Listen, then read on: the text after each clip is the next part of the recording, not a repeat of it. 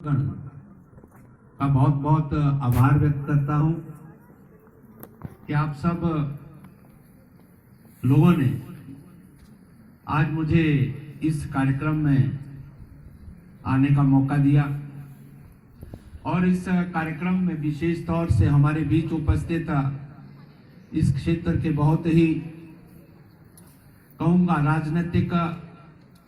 पटल पर उभरते हुए ऐसे नौजवान सितारे श्री रतनपाल जी, अपने पार्टी के वरिष्ठ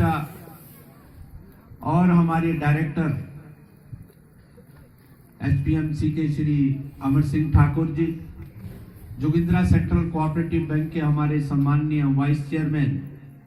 श्री केसी शर्मा जी, श्री इंद्रपाल जी, श्रीमती आशा परिहार जी, दिलीप पाल जी, सुरेश जोशी जी, ओपी भारद्वाज जी, कौशल्या जी, प्रेमचंद जी, प्रधान जो हमारे इस कोठी पंचायत के हैं, चेतराम जी और अन्य सभी मंच पर वरिष्ठ नेतागण, इस विद्यालय के हमारे सम्माननीय प्रिंसिपल श्री डीएस रावत जी, अन्य सभी अध्यापकगण और जितने भी एल्यूमिनीज आए हैं, सभी जो भी यहाँ पर उपस्थित हैं, अन्य सभी हमारे इनवाइटीज, मीडिया के मेरे मित्र और उपस्थित मेरे भाई और बहनों और प्यारे प्यारे बच्चों, बहुत अच्छा लग रहा था। हमारे बच्चे जो इस विद्यालय से पास आउट हुए हैं और उसके बाद वो अपने जीवन के दूसरे चरण में जो है वो कार्यरत हैं और उन बच्चों को भी आज याद आ रही होगी वो पुराने दिन, आपस में कई बार झगड़ते भी होंगे, लड़ाई भी करते होंगे, प्यार से एक दूसरे पर जो है वो छिटाकशी भी करते होंगे, अध्यापकों के द्वारा कुछ छोटा मोटा कई बार प्रताड़ना भी सहन करते होंगे, पर वो टीचर जो हैं डेफिनेटली उन बच्चों को और आप सब जो यहां पर बैठे हैं आज भी, टीचर समाज में एक ऐसा वर्ग है जो अपने शिष्यों को, अपने बच्चों को जिनको पढ़ाते हैं, उनको हमेशा ऊंचाई की ओर देखना चाहते हैं और इसी तरह से आप सभी बच्चे जो आज पढ़ रहे हैं, कई बार अनुभव करते होंगे कि आपके अध्यापक आपके साथ शायद ज्यादती करते होंगे। ज्यादती का मेरा मतलब कि काम की दृष्टि से आपको होमवर्क दिया, आपको कुछ काम दिया, उसमें आप कहीं ना कहीं चूक कर गए, तो होता ही है, आपका अध्यापक है, आपके गुरुजन हैं जो आपको बड़ी ऊंचाइयों पर ले जाना चाहते हैं, तो उनके दिल में एक दर्द होता है, दुख होता है कि क्या मैं इस बच्चे या बच्ची को, जिसको मैं समाज में एक ऊंचाइयों पर ले जाना चाहता हूं, समाज का एक अच्छा अंग बनाकर इस विद्यालय से बाहर भेजकर वो अच्छा अधिकारी बने, कर्मचारी बने, डॉक्टर बने, इंजीनियर बने और इससे सबसे ऊपर जो है समाज का एक अच्छा अंग बने।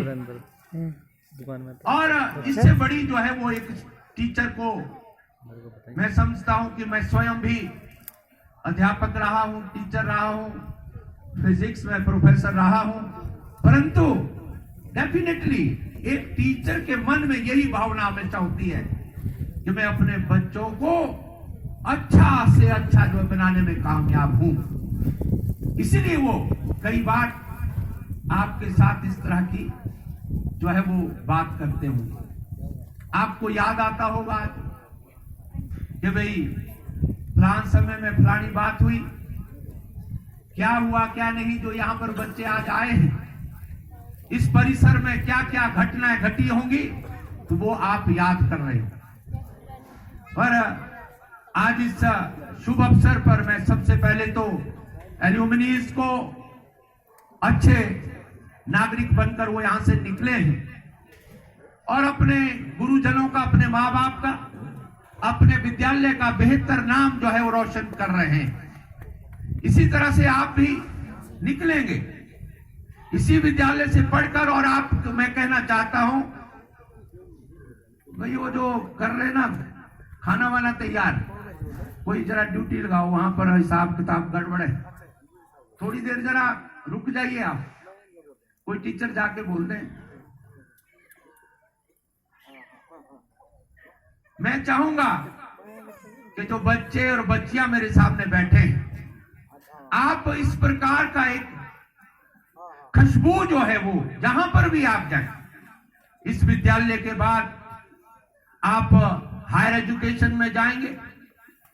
कुछ प्रोफेशनल एजुकेशन में आगे बढ़ेंगे, कोई टेक्निकल एजुकेशन में आगे बढ़ेंगे, कोई अपने माता पिता के जो प्रोफेशनल्स हैं उसमें आगे बढ़ेंगे। मैं तो अपनी शुभकामनाएं आपको देता हूं, पर सब कुछ बने, पर एक बेहतरीन नागरिक बनने में कहीं भी चूक आप ना करें, क्योंकि उससे ही आपके माता पिता का नाम रोशन होता है, उसी से आपके गुरुजनों का नाम रोशन होता है, और उसी से ही आपके जवाहर नवोदय विद्यालय में जहां से आपने बेसिक एजुकेशन शुरू की, उसका नाम, क्योंकि जवाहर नवोदय विद्यालय में सबसे पहले तो यही होता है कि आपको एंट्रेंस में जो है बहुत भारी परिश्रम करना पड़ता है। हर बच्चे को जो है, लाखों में कुछ बच्चे होते हैं जो जवाहर नवोदय विद्यालय में अपनी शिक्षा ग्रहण करने आते हैं। आप सौभाग्यशाली जो जवाहर नवोदय विद्यालय में एजुकेशन प्राप्त करने के लिए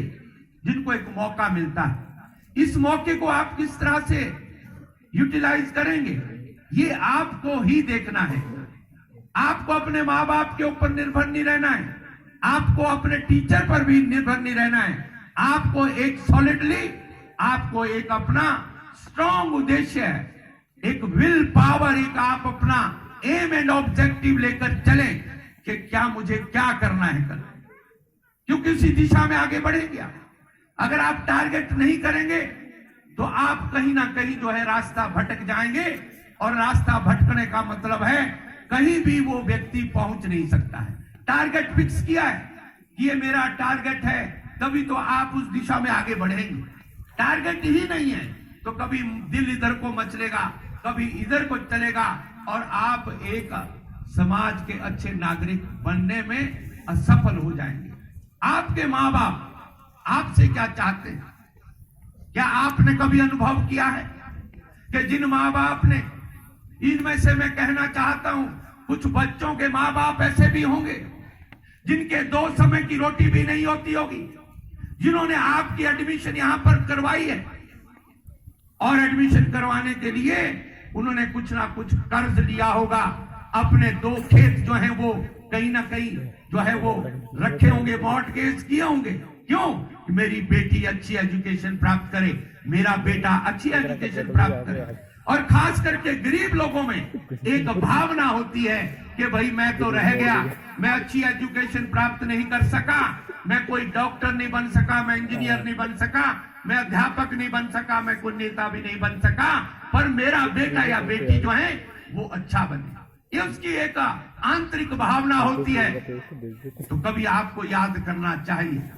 जब आप रात को सोएं तो आपको एक बात अवश्य याद करनी है कि सारे दिन में मैं कहां पर चूक कर गया, जो मुझे टीचर ने कहा क्या मैं उस पर 100% पूरा उतरा हूं, क्या जो मेरे माँ बाप ने कहा मैं उस पर खरा उतरा हूं, क्या समाज में मुझे मेरे से बड़े लोग जो हैं कई बार शिक्षा दीक्षा देते हैं, कोई बात करते हैं, अच्छे बनने की बात करते हैं, तो क्या मैं उस पर खरा उतर रहा हूं? ये आप आत्म विवेचन करें। सोते हुए, सोने से 5 मिनट पहले थोड़ा सोच लें, आंखें बंद करके आप सोचें कि भी आज क्या क्या हुआ और कहां कहां पर गलती हो गई, और जो मैं सुबह टारगेट लेके चला था, मुझे ये क्लास में ये करना, मुझे ये करना है, तो उसमें मैं खरा उतरा कि नहीं।